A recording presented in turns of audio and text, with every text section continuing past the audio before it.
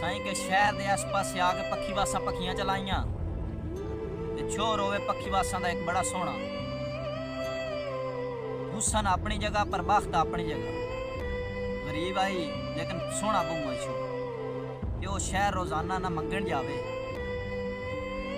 एक दिन गया कोई दू बोया ते चौं ते मंगे उस जिले अगा पड़िया ना जे एक लड़की बाहर निकली है खैरैत देने वास्ते छोर उस खैरैत झोले च पाई है ते जिले पिछा हटन लगी है ना ते छोर दे मुंह वाल वेख्या सु ते ओदा हाथ उठाई अड्डिया रह गया कि मंगण वाला ते इतना सोहना ये मंगण वाला नहीं है कोई साजिश है। ये प्यार तो पता पहली नजर हो जाता है एडी वड्डी गल काई नहीं लेकिन उन्होंने इजहार करना ना आया प्यार उन्होंने आख्यो जदों भी हुण तू मंगण आवे ना इत्थों तो लाजमी मंगण आवना है मेरे को खैरैत लैन आवना। अन्ना की मंगे दो अखी उस भी सारा ठट्टा छाड़ दिता उस आख्या तो अपने आप प्यादी बई इत्थे खैरैत लैन आया कर वो जदों जावे उसे बूहे ते 2 3 4 बार उसे बूहे ते खैरैत लैन वास्ते 2 4 दिन गुजरे उस आख्या तू आका सारी अपना सट मैं अमीर घर दी लड़की हाँ जेड़ा प्यार करेंदा ही बंदा मैं तैनूं इत्थे नौकरी ते रख लैनी है। उस आख्या ठीक है जी नौकरी कर लेंगे उस कासा जिहा उठाई बमा मारे नौकरी ते लग गया उत्थे उस बंदे को उस पिछा स्नेहा गलिया घरदियां नूं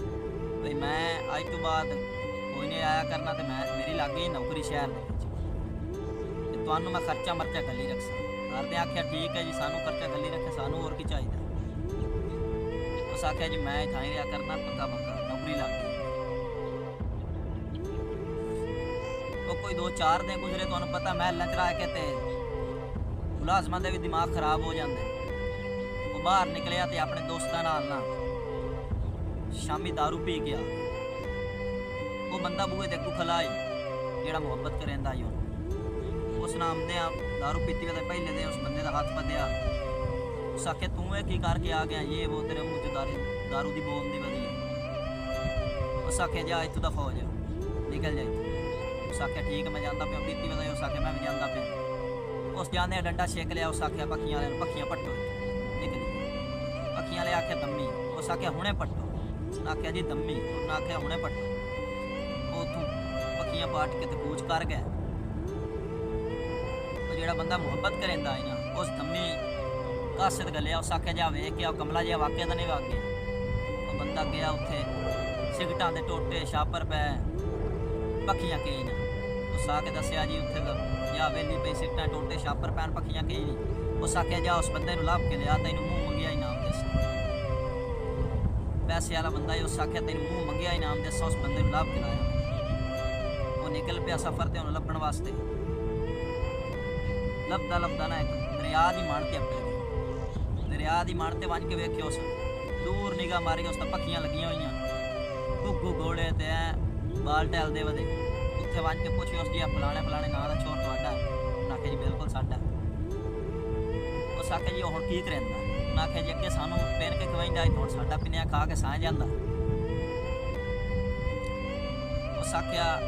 मैं उन्हें टक्कर सकना उन्हें आख्या जी पक्की सुता पिया टक्कर लियो उहदे को गया उस आख्या तू आई उत्थे काम करे ना महल मुड़ तेन बनिया कि उत्थे छोड़ क्यों आया जेड़ा वो पुछदा ना तेन बनिया कि वो अपनी गुजरान सुनाइंदा है कि बनिया कि वो आदा मुहब्बत दी राह ते झूठे विसाते बन के सवाली हयाती च गाली ते मेरी लड़ खड़ा गई शराबी तबीयत उत्ते कावड़ जड़ा गई उकाबी तबीयत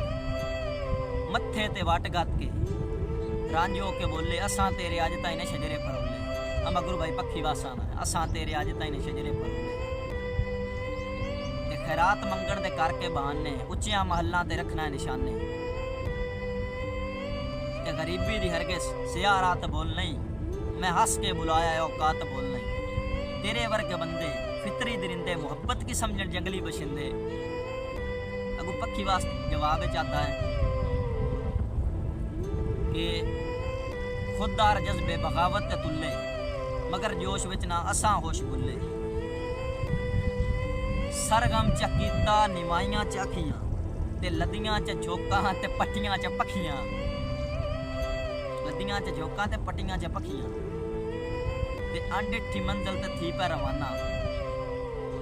दोवें हथ चाके सदा करके टुर पै ओ जालिम दे हक के दुआ करके टुर पै बाएं बाएं के डिठा सदा काई ना पड़ी उच्चे महल ते वफा काई ना पड़ी उस दे तू दिल नू दिता चा दिलासा जो शामां दी संगत तू बेहतर कासा